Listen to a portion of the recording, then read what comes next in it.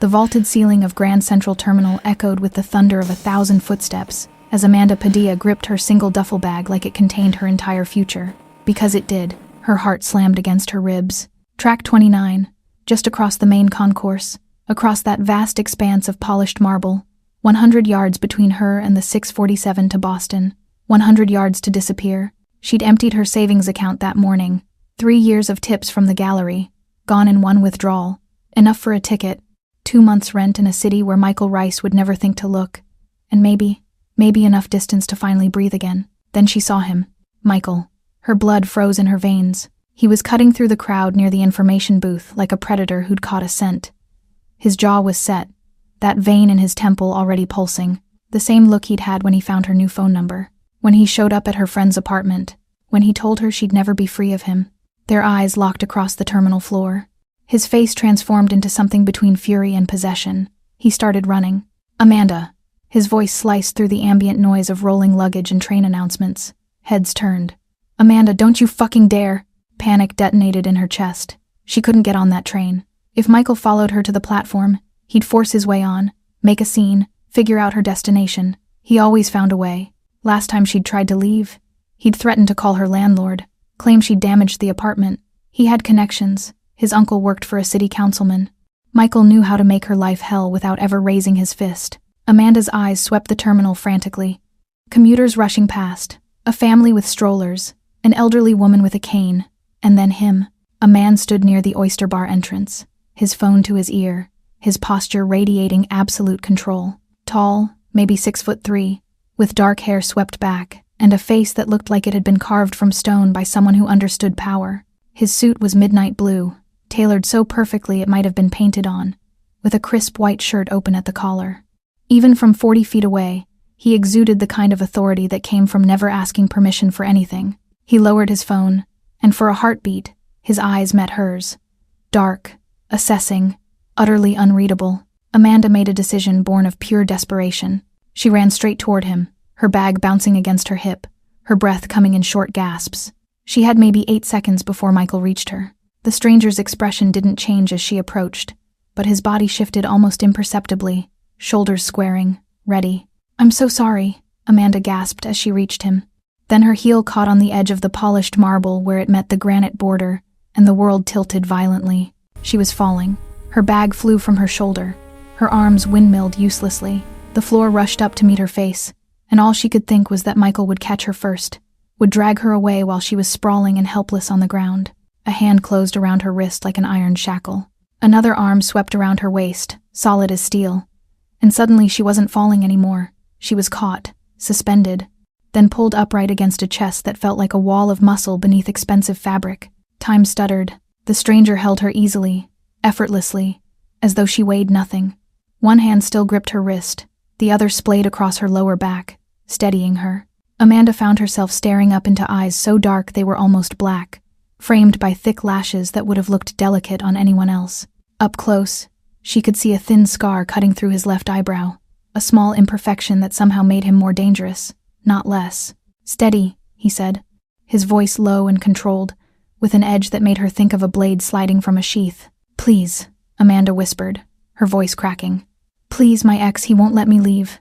Please help me." Something flickered in those dark eyes. Not surprise. Something colder, more calculating. His grip on her shifted, became protective rather than merely stabilizing, pulling her deliberately against his side. "Amanda!"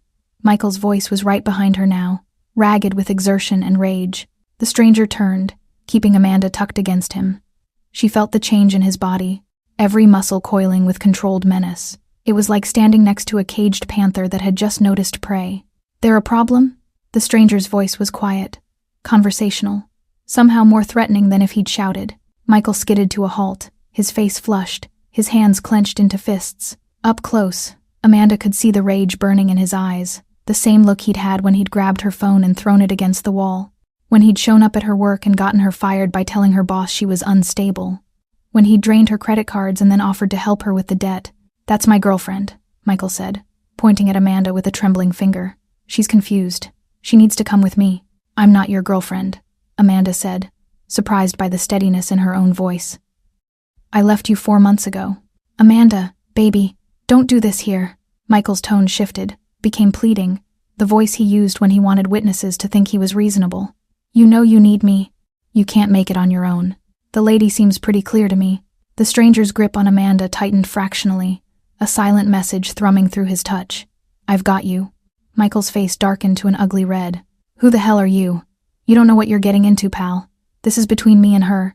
2 Metro North police officers materialized from the crowd, drawn by raised voices and the small circle of onlookers forming around them with phones raised. What's going on here? The taller officer looked between the 3 of them, his hand resting near his radio.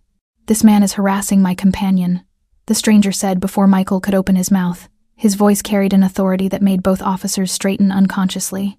She has a restraining order. He's violated it. Amanda didn't have a restraining order. She'd tried to get one. But Michael's lawyer had argued she was vindictive, unstable, making things up. The judge had denied it, but the lie bought them everything. Sir, is this true? The younger officer stepped toward Michael, his posture shifting into something more official. Do you know this woman? Yes. But she's lying. They're both lying. Michael's voice rose, cracked. She's my... Sir, I'm going to need you to step back. You don't understand. She's... Step back now, or we're calling NYPD and you'll be spending the night in a cell. Amanda watched, barely breathing, as the officers moved Michael away from them. He was shouting, protesting, his face twisted with fury and disbelief. But the crowd around them had grown.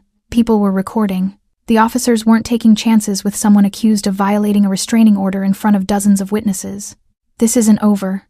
Amanda! Michael shouted as they escorted him toward the main entrance. You think you can just... Then they turned past the ticket windows, and he was gone. Amanda's knees buckled. The stranger's arm around her waist was the only thing keeping her upright, and she sagged against him, suddenly aware that she was shaking violently. Easy. His voice was quieter now, but no less controlled. You're safe. Breathe. She realized she'd been holding her breath. She dragged in air, ragged and desperate, then another gulp, then another. Her vision was spotting at the edges. I'm sorry, she whispered, looking up at him. This close, she could see his pupils were dilated, his jaw set. There was something in his expression she couldn't read, intense, focused, almost possessive. I'm so sorry. I didn't know what else to do. He was going to follow me to Boston, and I needed... Don't apologize. He studied her face with an intensity that should have frightened her, but somehow didn't. You're safe now. Thank you. Her voice broke. Thank you so much. I need to get my train. Track 29. I have to... She tried to pull away, but his hand remained on her arm. Firm but not painful. Track 29 to Boston, he said, and it wasn't a question. His eyes flicked to her fallen duffel bag, which one of the officers had retrieved and set nearby. Everything she owned in one bag. Running with nothing. When does it leave? 6:47. I have. She checked her watch with trembling fingers. 18 minutes. He picked up her bag effortlessly, slinging it over his shoulder as though it were made of air. Come with me. What? No, I can. He'll be back. The stranger's voice cut through her protest like a knife. The second those officers let him go, he'll come back. You really want to be standing on a platform where he can corner you? Where there's no crowd? No witnesses? Amanda's stomach dropped because he was right. Michael would come back. He always came back. I'm Lucky Gambino, the stranger said, extending his free hand. And you just fell into my world, Amanda. Literally. She stared at his outstretched hand, then up at his face. Lucky Gambino. The name meant nothing to her, but the way he said it, like a declaration rather than an introduction, made her pulse quicken. She took his hand. His grip was warm, firm, and when his fingers closed around hers, she felt that same sense of absolute security she'd felt when he'd caught her mid-fall. Let me make sure you get on that train safely, Lucky said, his thumb brushing once across her knuckles before he released her. Then you can disappear to Boston. But first we're going to do this right. Do what right? Lucky's smile was slight, dangerous, and made something low in her stomach flip. Make sure your ex understands that you're not alone anymore. Not ever again. He guided her toward the platform, his hand resting lightly on her lower back, and Amanda realized with a strange, dizzying certainty that something fundamental had just shifted in her universe. She'd crashed into a stranger, trying to escape her past. She had no idea she'd just collided with her entire future. Amanda's story is just getting started, and I'm so glad you're here for it. If you're enjoying what you're hearing so far, go ahead and hit that like button. It helps more people discover these stories. Subscribe to the channel also. If you do that, you'll surely have a lot of good luck this week. Trust me, it works like magic. Try it out now and thank me later. Hit that subscribe button. And I'd love to know, where are you watching from today? Drop your location in the comments. It's always amazing to see how far these stories reach. Now, let's see what Lucky does next. Lucky Gambino stood at the floor-to-ceiling windows of his downtown penthouse, a tumbler of bourbon untouched in his hand, his eyes on the glittering sprawl of Manhattan 43 stories below. He hadn't been able to stop thinking about her for 2 days. About the terror in her eyes when she'd looked up at him. About how perfectly she'd fit against him when he'd caught her. About the tremble in her voice when she'd whispered, "Please." Behind him, on the brushed steel desk, lay 2 dossiers his people had compiled in less than 18 hours. Amanda Marie Padilla, 28. Former art history student at NYU. Degree unfinished. Currently or formerly, as of 2 days ago, a part-time gallery assistant in Soho, making barely enough to cover rent in a 4th-floor walk-up in Alphabet City. No family, parents deceased, no siblings, clean record, no debt until 3 years ago, then suddenly drowning in it. Michael Andrew Rice, 31. Assistant to a deputy something or other in the city comptroller's office. Came from money, minor political connections through an uncle. Restraining order filed by Amanda Padilla 8 months ago. Denied. Current address, Upper East Side, a place he shouldn't be able to afford on his salary. Lucky had read both files 3 times, each reading making his jaw tighter. Michael Rice was a parasite. He'd opened credit cards in Amanda's name, racked up charges, then offered to help her manage the debt he'd created. He'd gotten her fired from 2 jobs by showing up and causing scenes, claiming she was unstable. He'd used his family's minor influence to have legal threats dismissed, to make himself look reasonable while painting her as hysterical. The kind of man who enjoyed having power over someone who couldn't fight back. Lucky set down his bourbon and picked up his phone. Vinny answered on the first ring. "Close it all down," Lucky said, his voice flat and cold. "Every legal avenue Rice has used against her. Find out which lawyers he's used, and make it clear they're done working for him. The credit card debt, the student loans, all of it, pay it off. Anonymous. I don't want her name attached to anything that rat touched. Consider it done, boss." "What about Rice himself?" "Not yet. I want him to know someone's watching, but I don't want him to know who. Let him sweat." Lucky's fingers drummed once against the desk. "And find her an apartment. Boston. Secure building, good neighborhood, 6 months prepaid. Use one of the front companies. Make it look like a nonprofit housing assistance program approved her application." There was a pause on the other end. "You sure about this, Lucky?" "We don't usually." "I'm sure." The words came out harder than he'd intended. He'd been sure the moment he'd felt her weight in his arms, seen the desperation in her eyes. She'd crashed into his world by accident, but he was keeping her by choice. "And Vinny? I want eyes on her. Discreet. I need to know she's safe." "Understood." 2 days later, Vinny called with an update. Lucky was in the back of his Escalade, returning from a meeting in Red Hook, when his phone buzzed. "She's settled," Vinny reported. "Found work at a coffee shop in Back Bay, some independent place called Grounds and Pages. Been there 3 days already. Looks like she's keeping her head down, staying off the grid. No social media, pays everything in cash. Anyone follow her from New York?" "Negative," Rice tried. "He showed up at Grand Central the day after you put her on that train, asking questions, checking schedules. Marco had a word with him, polite but firm. He hasn't tried since." Lucky's jaw tightened with satisfaction. "Good. Keep watching her. I want daily reports." "Boss." Vinny's tone shifted, became more careful. "She doesn't know we're there. Doesn't know about any of this. Is that how you want to keep it?"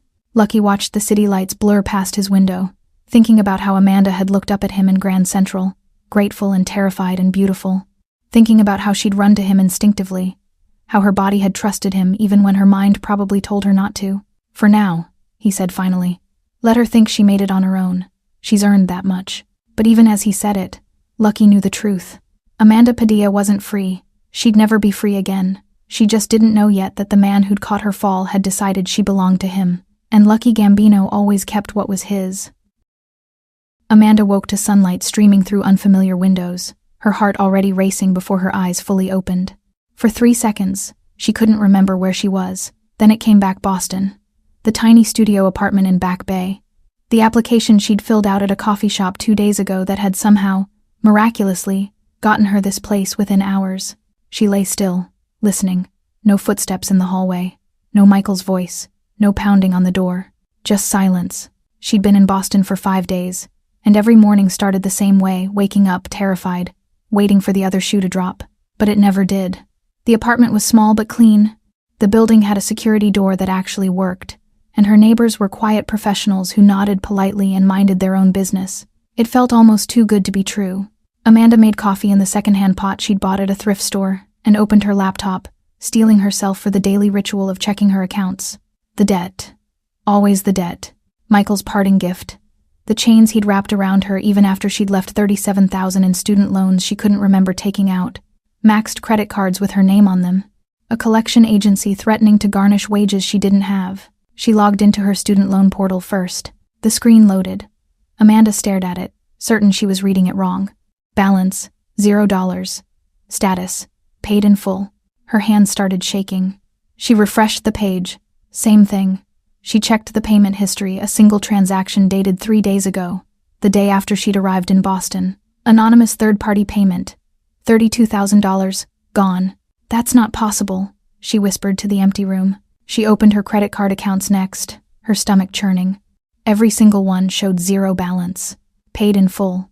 Her credit score, which had been hovering at a dismal 510, now showed 748. Amanda's coffee went cold as she clicked through screen after screen, trying to find the mistake, the glitch, the catch. There was always a catch, but there was nothing. Just clean accounts, cleared debt, and a single cryptic note on one of the credit card statements. Account settled by authorized third party. No further action required. Her phone buzzed.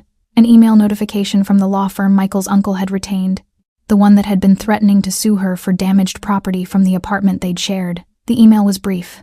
Case dismissed. No further action will be taken. This matter is considered closed. Amanda set her phone down with trembling hands. This wasn't a mistake. This was impossible. You didn't just wake up one morning with $40,000 in debt erased. People didn't just decide to stop pursuing legal cases they'd been pushing for months, unless someone made them stop. Her laptop was still open, and the news website she used as her homepage had auto-refreshed. A banner headline caught her eye. Elite Charity Gala raises $2, 3M, for Children's Hospital. Amanda almost scrolled past it. Almost. But then she saw the photo. The image showed a grand ballroom, crystal chandeliers, people in evening wear, and there, in sharp focus on the right side of the frame, was a man in a midnight blue tuxedo that probably cost more than her entire year's salary. Dark hair, sharp jawline, that same expression of absolute control she remembered from Grand Central Terminal. Lucky Gambino. The caption read, Luciano Lucky Gambino, real estate developer and philanthropist, in attendance at the St. Vincent's Foundation Gala. Real estate developer, philanthropist. The words felt wrong, too clean, like someone had scrubbed them until they shined. Amanda's hands moved on autopilot, opening a new search window, typing his name.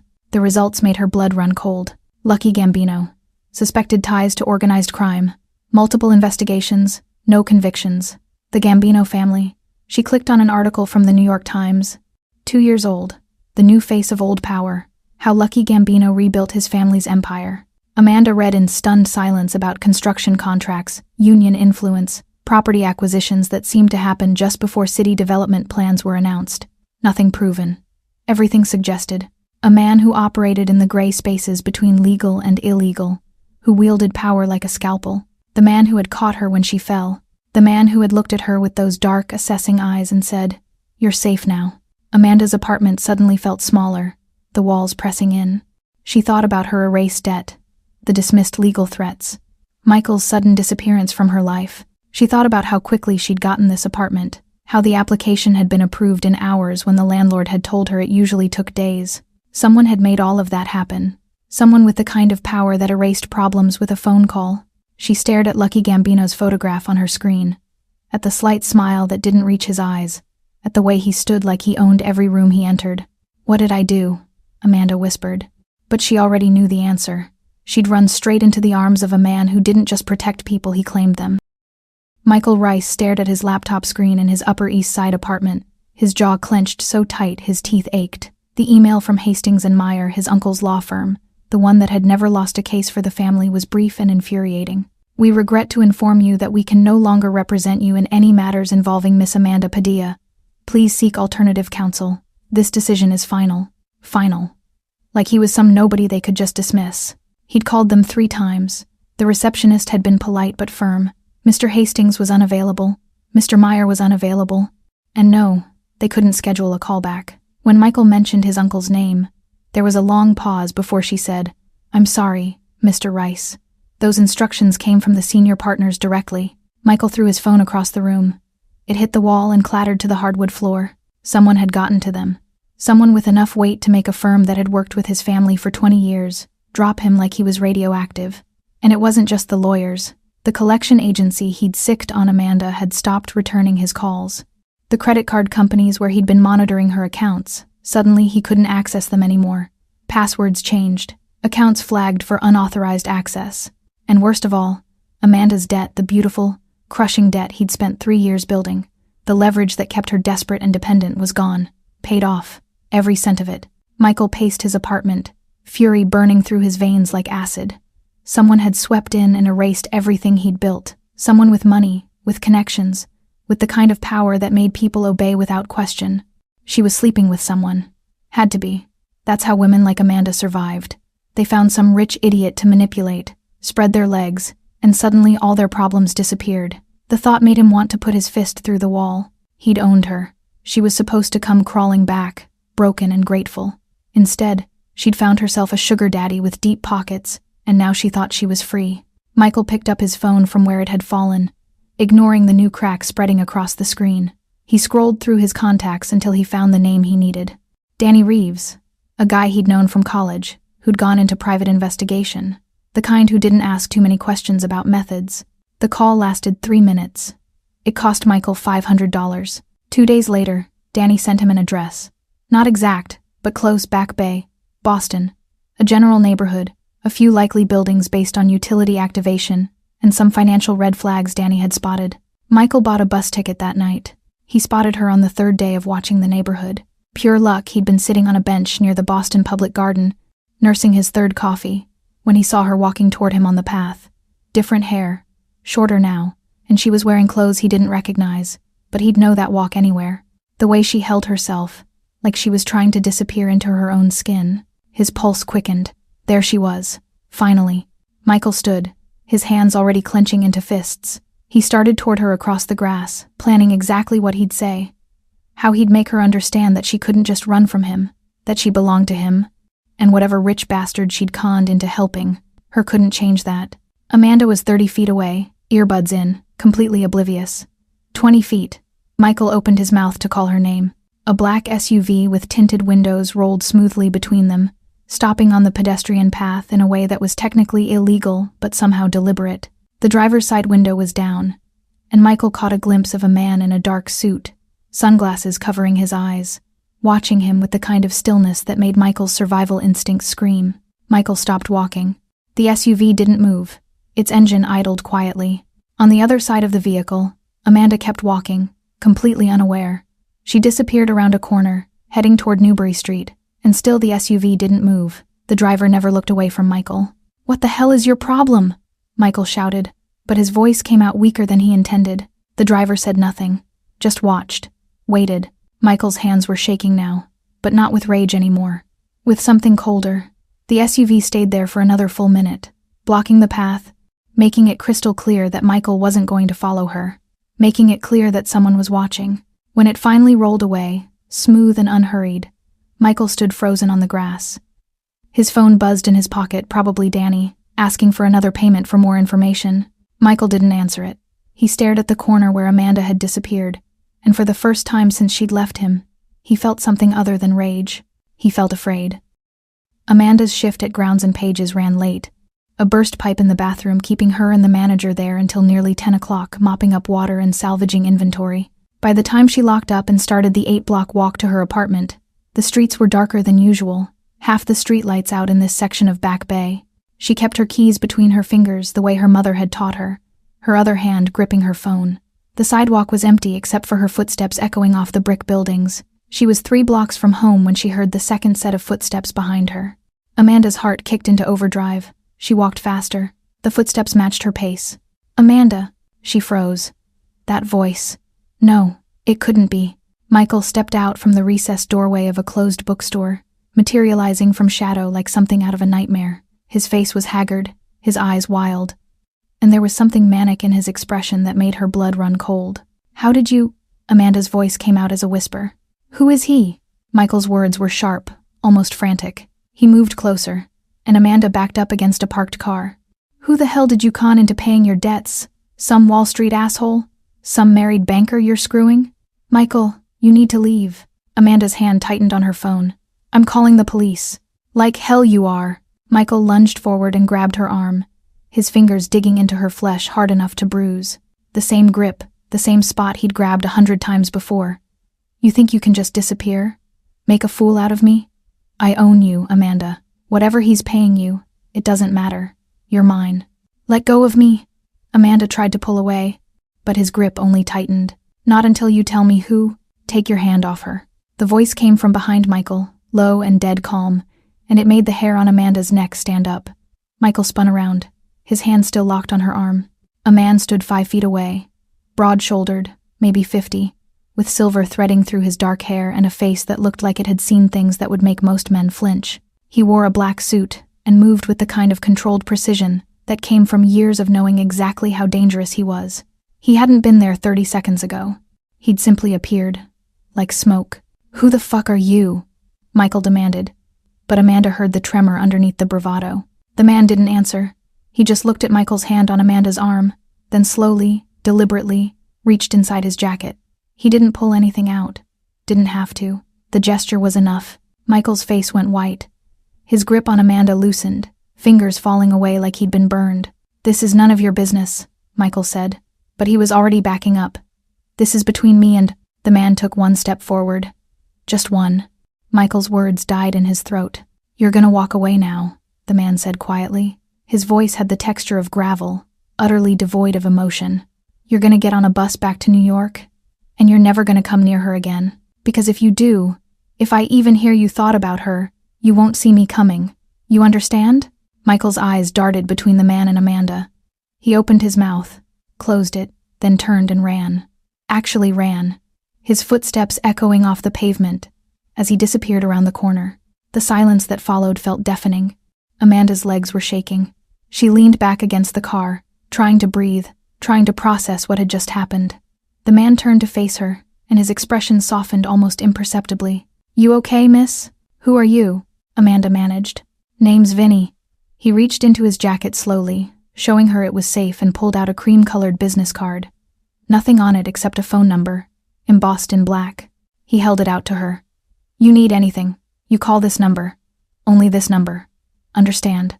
Amanda took the card with trembling fingers. I don't understand what's happening." Vinny's expression didn't change, but something in his eyes gentled. "You're protected now. That's all you need to know." He glanced down the street where Michael had fled, then back at her. "Get yourself home. Lock your door. You won't see me, but we'll be watching. He won't get near you again." "Lucky," Amanda whispered. "This is lucky, isn't it? He's doing this." Vinny smiled then, just barely.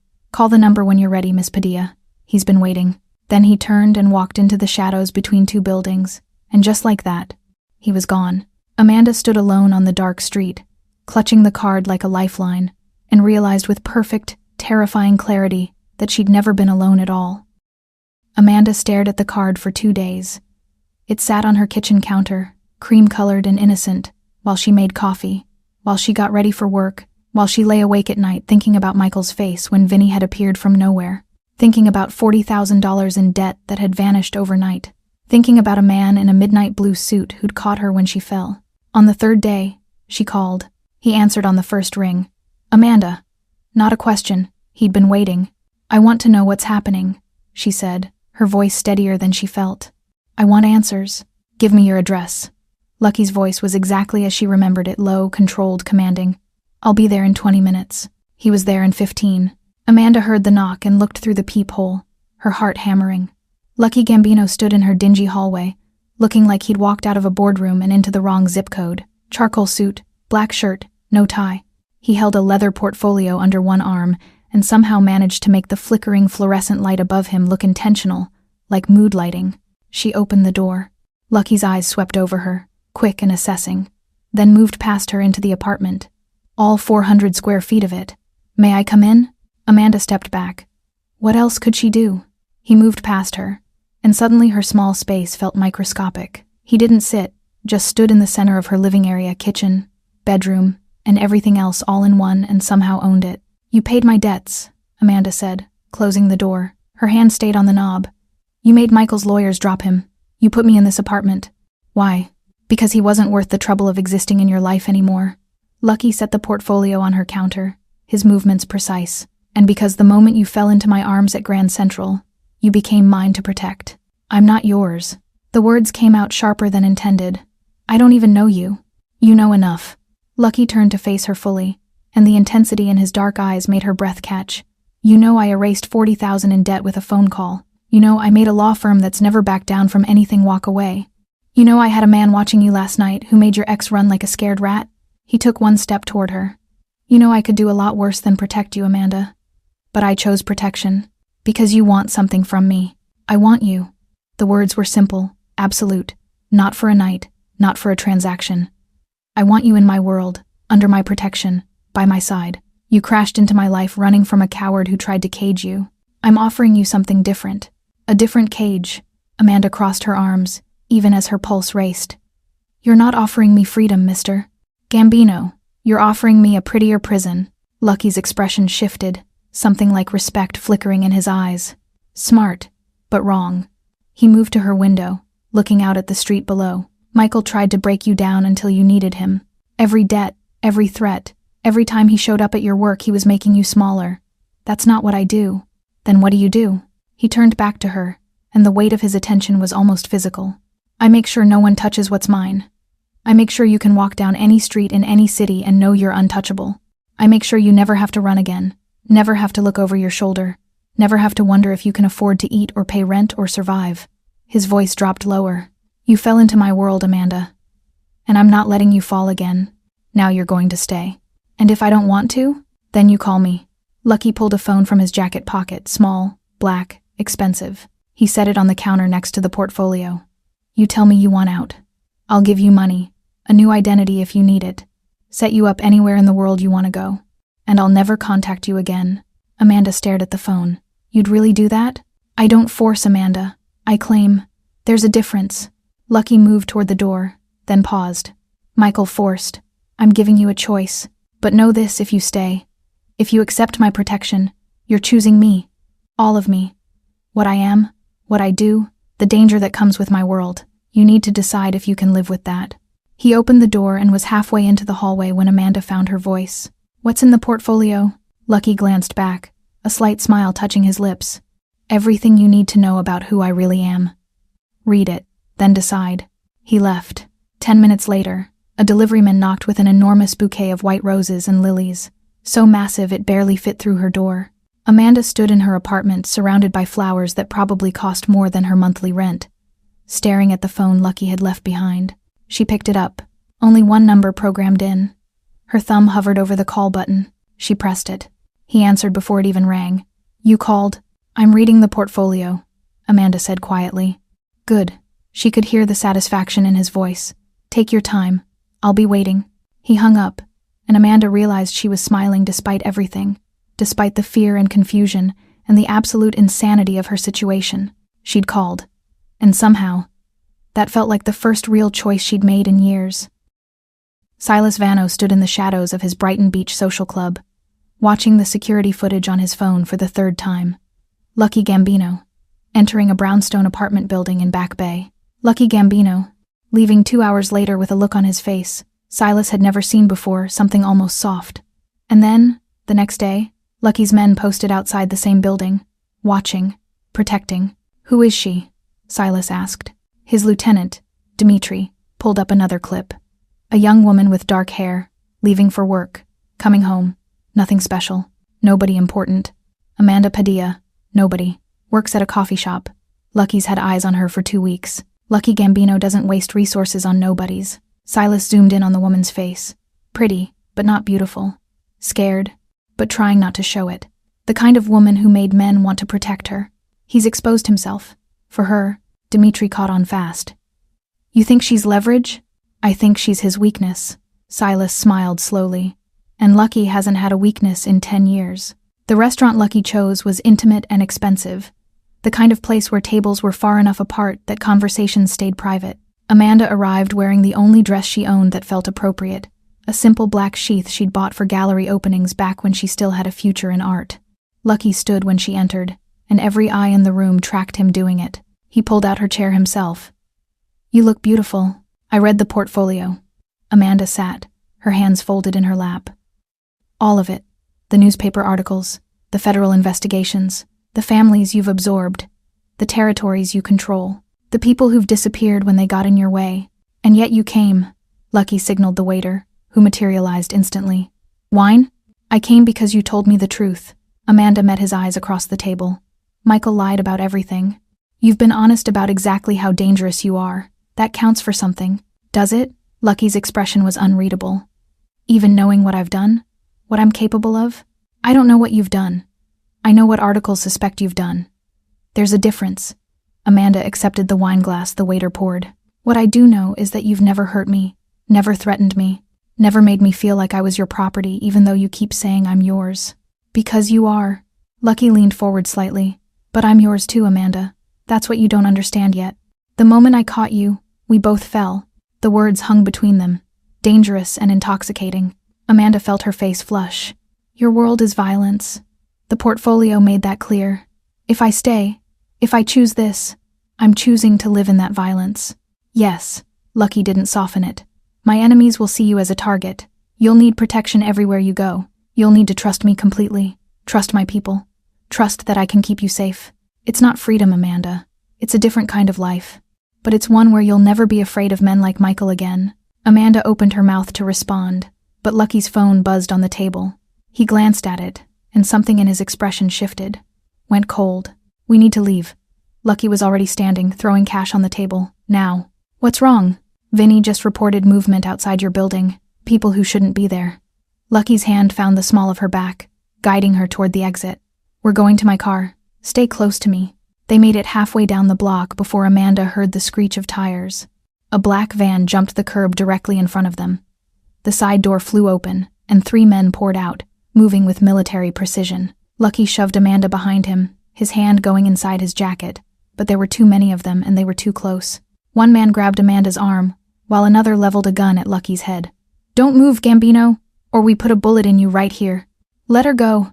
Lucky's voice was dead calm, but Amanda could see the fury blazing in his eyes.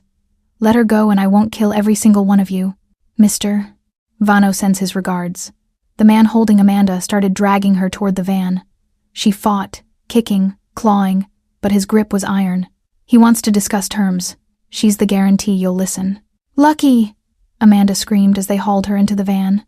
The last thing she saw before the door slammed shut was Lucky's face, transformed into something absolutely murderous, and the sound of gunfire erupting behind them as the van peeled away into Boston traffic, then darkness, and the smell of oil and fear, and rough hands zip-tying her wrists together.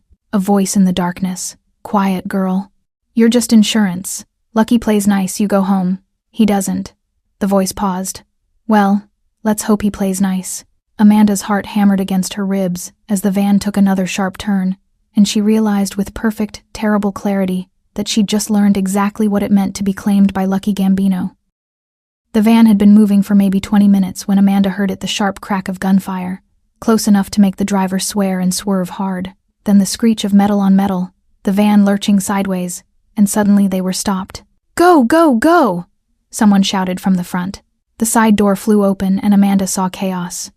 3 black SUVs had boxed them in on a deserted industrial road. Men in dark suits moved with lethal precision, weapons drawn, and then she saw him. Lucky Gambino moved through the carnage like death itself, his suit jacket discarded, his white shirt already spattered with blood that wasn't his. He had a gun in one hand, and Amanda watched in frozen horror as he put a bullet through the kneecap of the man who'd zip-tied her wrists. The man went down screaming. "Where is she?" Lucky's voice was utterly calm. He pressed the gun to the man's head. "In the van. She's in the van." Lucky's eyes found Amanda through the open door. Something flickered across his face. Relief, rage, possessiveness, all at once. He crossed the distance in 3 strides, hauling himself into the van and dropping to his knees in front of her. "Did they hurt you?" His hands were already working at the zip ties, pulling a knife from his belt to slice through them. "No, Lucky, you killed. They took you." He cut the ties free and pulled her against his chest, one hand cradling the back of her head. "They put their hands on you. I want you to understand something, Amanda. I will burn down entire cities for you. I will end bloodlines. There is no limit to what I'll do to keep you safe." Amanda was shaking, her hands fisting in his blood-stained shirt, and she believed every word. Lucky's estate was 40 minutes outside the city, hidden behind walls and gates and security that made Fort Knox look casual. He carried her inside himself, refusing to let her walk, and set her down on a leather sofa in a study that looked like something from a European castle. "Drink this." He pressed a glass of whiskey into her hands. "You're in shock." Amanda drank, the burn centering her. Lucky paced in front of the fireplace, his jaw tight, his hands clenched. Blood still marked his shirt, his knuckles. "Silas Vano has been a problem for 6 months, Lucky said finally. "He's been trying to expand into territory I control. Tonight he made a mistake. He touched you." Lucky turned to face her. "By morning, Silas won't be a problem anymore. Neither will anyone who helped him. You're going to kill him. Yes. No hesitation. No apology. What about Michael?" Amanda's voice was barely a whisper. Lucky's expression hardened. "Michael Rice is on a bus to Seattle with $5,000 and a new understanding about the consequences of ever returning to the East Coast. He's been shown photographs of what happens to men who don't listen. He won't bother you again. You didn't kill him. I didn't need to. He was never a real threat, just a coward playing at power." Lucky moved to sit beside her, close but not touching. "Silas, though. Silas declared war the moment his men grabbed you. That ends tonight." Amanda set down the whiskey glass with trembling hands. "This is your world. Violence and blood and people disappearing." "Yes." Lucky's dark eyes met hers, unflinching. "This is what I am. This is what being with me means. And now you have to choose, Amanda, because after tonight, there's no going back. Either you're in my world completely, or you're not." "What are you saying?" "I'm saying I love you." The words were raw, honest.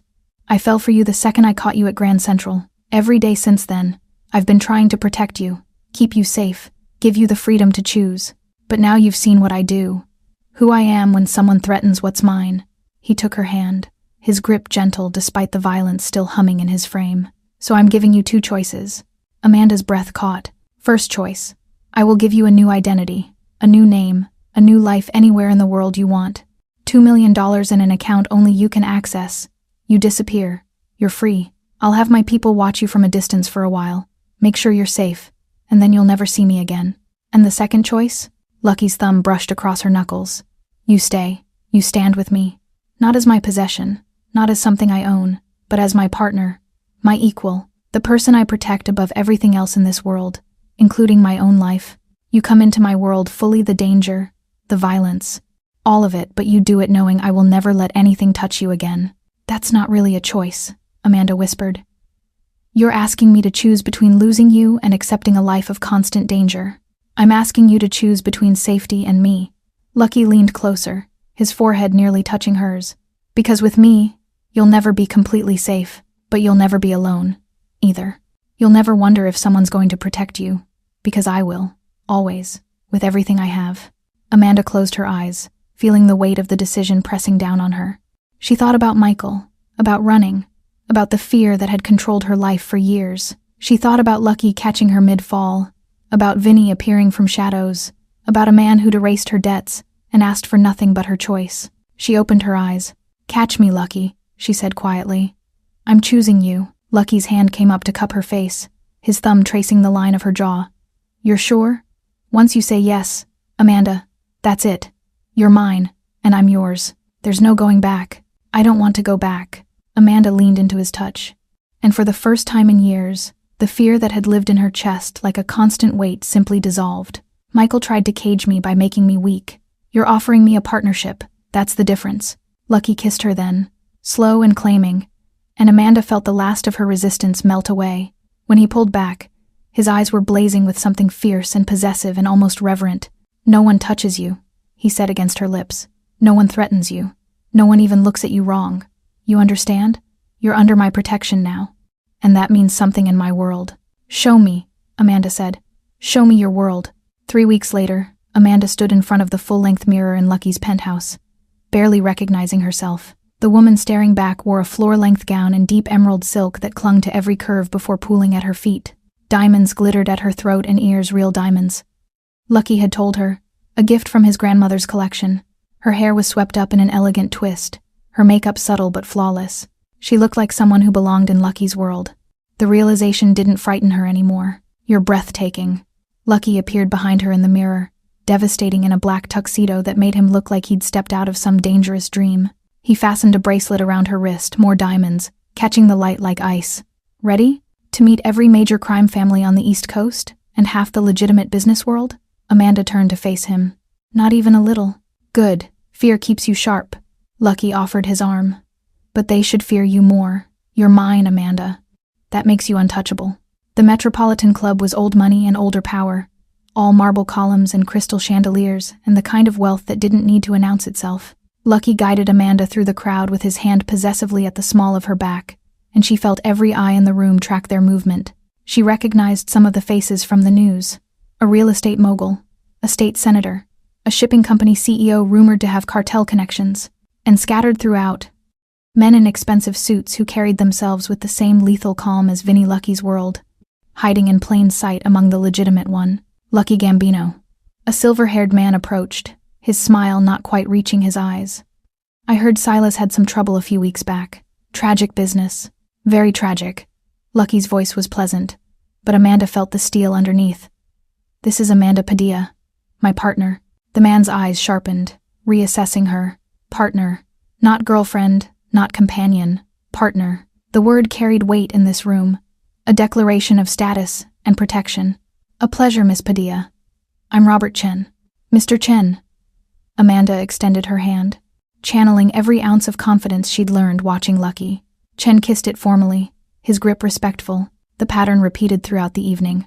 Men approached, some curious, some calculating, all dangerous in their own ways, and every single one treated Amanda with careful deference, not because of who she was, but because of who stood beside her. At one point, she found herself near the bar with Vinny, who'd appeared like a shadow at her elbow. "You're doing good, Miss Padilla," he said quietly. "They're taking notice. That I can hold a conversation without fainting? That you don't flinch." Vinny's smile was slight but genuine. "Half these men have tried to intimidate you tonight. You smiled at every single one like you couldn't care less who they were. That's power." Amanda glanced across the room to where Lucky was deep in conversation with two men in Italian suits. As if sensing her eyes, he looked up, and the intensity of his gaze made her breath catch. Even surrounded by dangerous men, even in the middle of business, he was always aware of her. "He loves you. You know," Vinny said. "Really loves you. I've known Lucky 15 years. Never seen him look at anyone the way he looks at you." "I know." Amanda set down her champagne glass. "That's why I stayed." Lucky materialized at her side, his hand sliding around her waist. "Tired?" "No." Amanda leaned into him, feeling the solid strength of him, the absolute certainty that no one in this room would dare touch her. "I'm exactly where I want to be." Lucky's smile was small, private, meant only for her. "Let's go home then. I've made my statement. They all know you're the line no one crosses." As they left, Amanda caught her reflection in one of the massive gilded mirrors. She looked different, not because of the dress or the diamonds, but because of the way she held herself. Confident, unafraid, free. She'd crashed into a Mafia boss running from her ex, and he'd caught her mid-fall. But he'd done more than save her, he'd given her a choice. And in choosing him, she'd finally chosen herself. Lucky Gambino had claimed her, yes, but she'd claimed him right back, and that made all the difference. "Before you go, I want to ask you something personal. Have you ever felt trapped? Like someone else was writing your story and you were just living it? Going through the motions while someone else held the pen?" That's where Amanda started. And maybe, just maybe, that's why her story hit you so hard. Because deep down, we all want what she found.